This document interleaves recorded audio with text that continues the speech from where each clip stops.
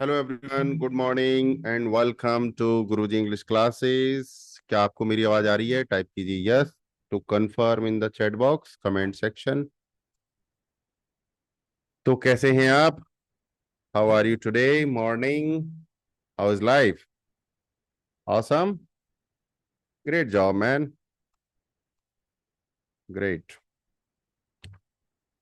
सो guys, हम daily YouTube पर live आते हैं। We come on YouTube daily live and we learn new sentences, new concepts and everything. And ये live लगभग 20 minute से लेके 30 मिनट का रहता है यूट्यूब पर। और उसके बाद इसी सेशन में हम जो है अपने प्रीमियम स्टूडेंट्स के साथ प्रैक्टिस करते हैं। जो हमारे जीईसी गुरुजी इंग्लिश क्लासेस स्टार क्लब के मेंबर्स हैं, उनके साथ हम डिस्कशंस करते हैं, प्रैक्टिस करते हैं, उनके डाउट्स लेते हैं, राइट। और जो भी स्टार क्लब के मेंबर्स हैं उनको हमारी पूरी सिल्वर मेंबरशिप मिलती है करियर बिल्डिंग स्कूल की। वहाँ पर लगभग 20 से ज़्यादा कोर्सेज हैं जो आज के समय में बहुत ज़्यादा इम्पोर्टेंट हैं। तो वो सारे कोर्सेज लाइफ टाइम के लिए मिल जाते हैं। और डिजिटल मार्केटिंग की जो क्लासेज हैं इवनिंग की, वो भी मिलती हैं। और एक महीने के लिए कॉम्प्लीमेंट्री मॉर्निंग का सेशन भी मिल जाता है, सपोर्ट सेशन।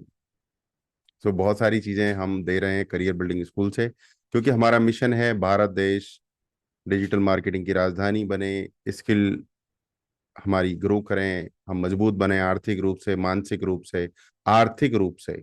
ये हमारा लक्ष्य है और इसी लक्ष्य को लेकर गुरुजी इंग्लिश क्लासेस डेली लाइव आता है। और आपके साथ एक अलग तरीके से इंग्लिश को हम सीखते हैं। बाकी चैनलों पर जैसे सिखाया जाता है वैसे नहीं, हम थोड़ा सा, हमारा अलग तरीका है। मैं ये नहीं कह रहा हूँ हमारा बेहतर है या खराब है, but our way is different. और अच्छी बात है आपके लिए कि किसी और चैनल से भी आप सीखें तो वो डिफरेंट है, this is different. So you should be comfortable in different situations. आपको अलग अलग डिफरेंट सिचुएशंस में कंफर्टेबल होना आना चाहिए, होना चाहिए, राइट। तो चलिए शुरू करते हैं आज की class. Let's start today's class, right. So today we will learn about asking and giving directions.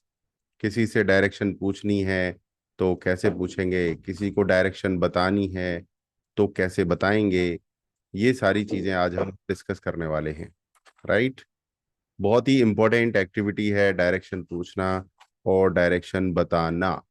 Spoken English में कहीं भी जा रहे हैं तो हम करना पड़ेगा, राइट। इतना तो हमें करना ही पड़ेगा, डायरेक्शन पूछनी पड़ेगी और बतानी पड़ेगी।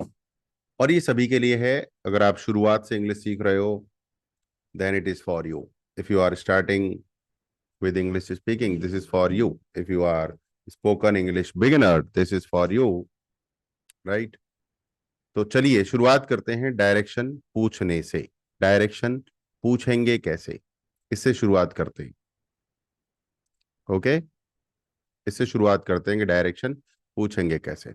पहले पिछली वीडियो में भी मैंने बताया कि जब आप डायरेक्शन किसी से पूछते हैं तो वो आदमी, वो ग्रुप ऑफ पीपल अपने काम में मशगूल होते हैं, बिजी होते हैं, वो तल्लीन होते हैं, अपना उनका एक फ्लो चल रहा होता है।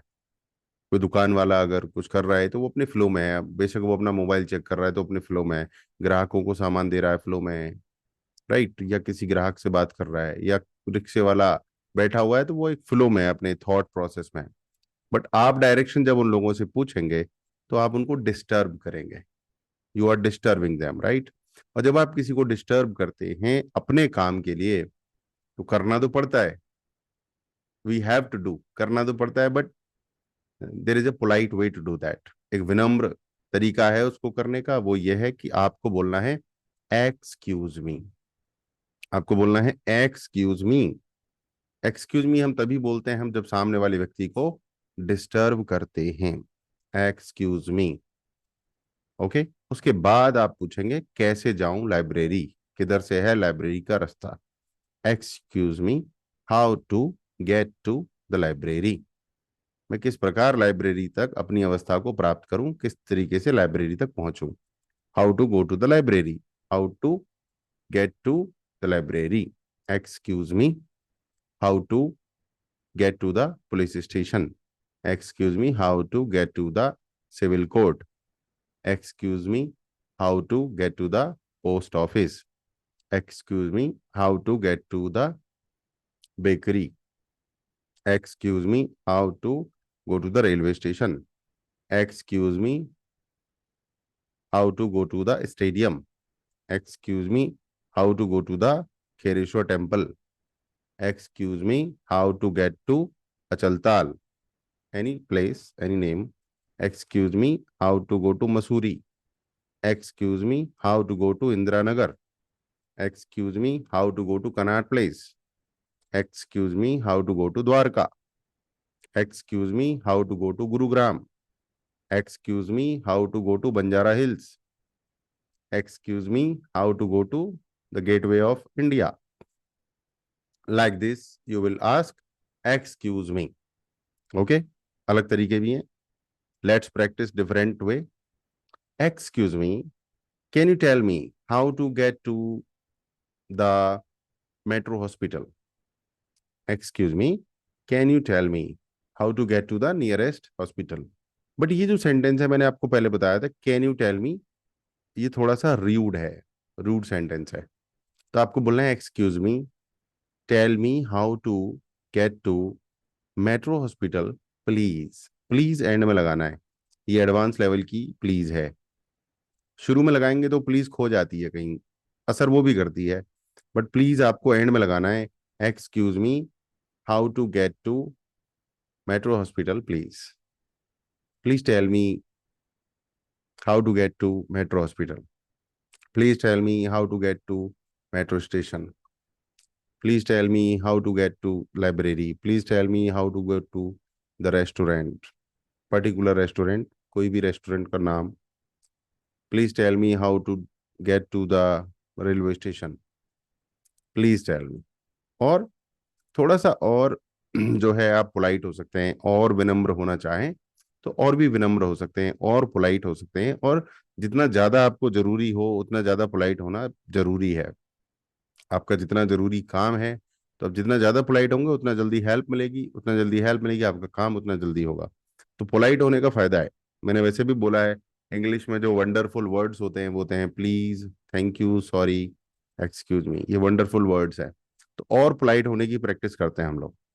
तो और ज्यादा पोलाइट होना है तो बोलना है could you please. Could you please show me the way to library. क्या आप मुझे कृपया लाइब्रेरी का रास्ता दिखा सकते हैं? Could you please show me the way to railway station? Could you please show me the way to post office? Could you please show me the way to the coaching center? Could you please show me the way to the center point? Could you please show me the way to Anand Vihar? Could you please show me the way to Gurdwara? Could you please show me the way to the temple? Could you please show me the way to stadium? Could you please show me the way to Railway Road Market? Could you please show me the way to Center Point Market? Could you please show me the way to Jewelry Market, Sarafa Bazaar, right? ये could you please, ये बहुत ही विनम्र sentence माना जाता है, बहुत ही विनम्र. तो आपको विनम्र होकर प्रैक्टिस करनी है, तो बहुत मजा आने वाला है. Could you please, could you please, could you please, right? तो ये बहुत अच्छा है, बहुत पोलाइट रहिए. और भी तरीके हैं. आप बोलिए कि I am looking for railway station, can you please help me. I am looking for library, can you please help me. I am looking for bakery, can you please help me. I am looking for bus stand, can you please help me. I am looking for केरेसो temple, can you please help me. I am looking for cantt, can you please help me. I am looking for stadium, can you please help me. I'm looking for private library. Can you please help me?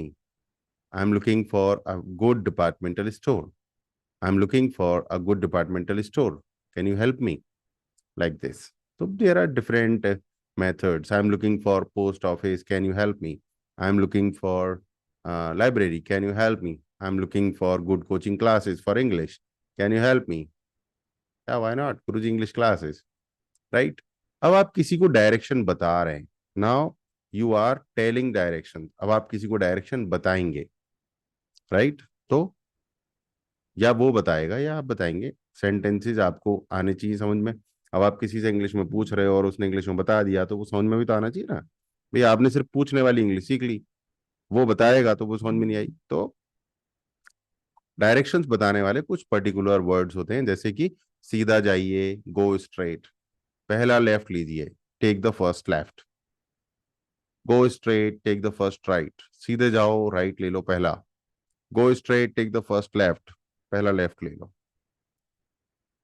go straight, take the first left, the restaurant will be on your right, go straight, take the first right, then take first left, library will be on left, library left में होगी, go straight and take the first right, the bookstore is just ahead, सीधे जाओ right लो, book store ठीक तुम्हारे सामने होगा, go straight and take the first right, the bookstore is just ahead, library is just ahead, police station is just ahead, post office is just ahead, restaurant is just ahead, just ahead मतलब बिल्कुल ठीक सामने होगा आपके, बिल्कुल ठीक सामने होगा। ओके।